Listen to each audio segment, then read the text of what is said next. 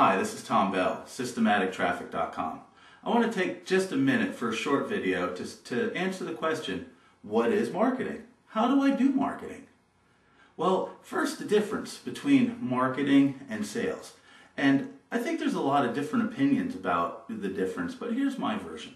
Marketing is you're addressing the entire world. It's how your business interacts with the world. This is me, this is my product, this is what we do, this is what we stand for. And sales is you're interacting with one all-important person, and that is the customer, the person who's about to buy. A lot of people say that, when it's kind of face-to-face or hand-to-hand, consultative or pitch-based, consultative is where you're asking the customer what it is that they want, what their result ideally would be. And pitch-based, or some people might call it hype, is where you're just kind of talking at them. And frankly, pitch-based hype advertising is the most prevalent. And that's sad because consultative selling works so much better. But that's selling. Marketing is the face that you put on your entire business. It's how your business, again, interacts with the world. So that's what marketing is. Okay? Really, you can boil all of marketing down to three things. That's the art or the science, depending on who you ask, of getting more customers to spend more money more often. Sounds simple. Most business owners kind of instinctively go towards the more customers. They're generating fresh blood, coming in, spending money. They're getting that all-important first-time sale, also known as the front end. And that's kind of ironic because the front end, or the first sale to a brand new customer, is 7 times more expensive than selling to an existing customer. And I think that the reason that there's so much front-end selling and so little back-end selling or upselling going on is a lot of business owners are afraid of their customers. They're afraid of the power they wield because if they stop buying, business is over. They're maybe secretly afraid that the product or service they're offering just isn't worth the money. It's just not worth the money, and they don't want to, kind of face up to that. I think that that's more prevalent than a lot of people want to admit. And I think a lot of business owners also they like to feel disconnected, or they like to feel that they're a little removed from the customers because it relieves their burden after the sale is made. If they kind of insulate themselves from their customers, they don't have to really feel their pain. And, that's a way to make a living, let's be honest, but it's really not a great way to make a living because the people out there winning. And by the way, for all you people that are afraid of your customers, you're afraid of your product, what I'm about to say is the person you need to really be afraid of, because there's a new crop of business owners that are out there surveying. They're out in the streets, they're talking to their customers. If it's real world businesses, they're engaging people in conversation at the cash register. What did you like best about this meal? By the way, here's a little tip that I learned. I was at I think it was a Logan's Roadhouse in Houston, Texas, and the manager would come by, and we've all seen this at any restaurant where you're spending over $15 a plate. The manager comes by and says, did you like your meal? Was your meal good? And that's such an easy answer. It's such an easy question to answer the nice way. Oh yeah. I mean, think about it. Have you ever had a bad meal and the manager comes by and says, how's your meal? And you just automatically, like a robot, say, oh yeah, it was good. Well, this guy was out saying, what did you like best about your meal? Now, you just have to answer that. And by the way, if you didn't like anything best, that's the time when you're probably going to raise the courage to say, well, the steak just wasn't cooked right.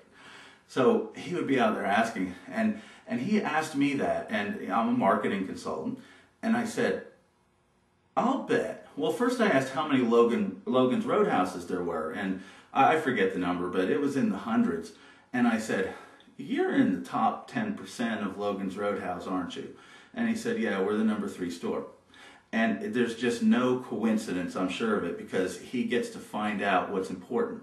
And let's play it out. Let's play out a make-believe scenario. So you're the manager, and you're out there saying, well, what did you like best about your meal?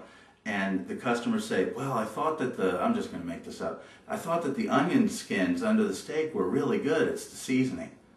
Now, if you know that, well, if that customer liked onion skins, shake on the hand, thank you very much, you have a happy customer.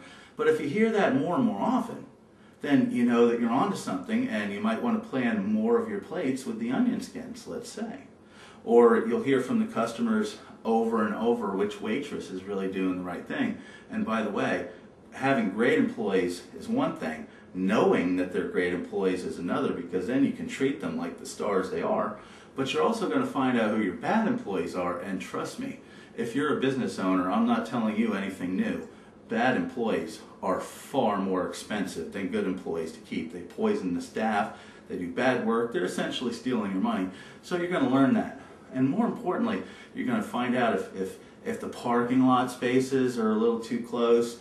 You're going to find out if the tables were clean. You're going to find out everything if you just engage your customers. Now, if you're an online business owner, you obviously don't have a parking lot.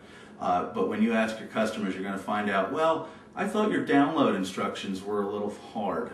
Or even if you're looking in customer service logs, which is another way of surveying your customers. And by the way, if they spent the money, if they're credit card buyers of your product, they're customers. Talk to them in whatever way you can, even if that's reading through the customer service.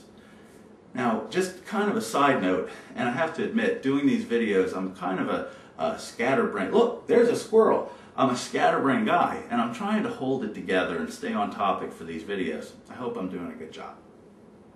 But as you're looking through even customer service, these are your buyers. And if you're mitigating refunds, remember, every refund that you cause to not happen by serving that customer really good once they hit the service channel, a lot of people would say it's as good as a sale made, but trust me, you're paying your merchant processing fees on the positive side when you sold it, you're paying the fees on the negative side when you refund it, you're paying your customer service people, and you're monitoring your chargebacks and your merchant processing account. So saving a refund from going into refund status is a lot more valuable to me than creating that new sale, because you're ensuring that that customer feels right about you, that they're going to go out and be an evangelist. And remember, like I said at the beginning, it's 7 times easier to resell somebody than to sell them for the first time. So you're in that relationship already. So there's the side rant for customer service and taking care of it, being really involved. It's not a necessary evil. On a future video, I'm going to lay out ways that we've consulted with companies and turned customer service into a profit center. Because if you're talking to the customers, there's probably things that you can offer to them to make their experience better, even in the service channel. Because one thing that you know for sure is they are not getting what they came for. I mean, that sounds easy, sounds simple, but that's really the definition of what somebody's in customer service for. They're not getting what they came for.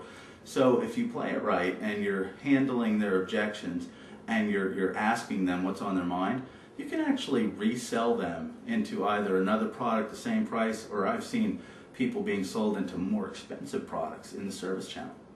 So in this video, we've gone over, what marketing is, how it is separate from sales, and really just the beginnings of getting to know your customers and talking to them, and above all, using what you learn and putting it into action.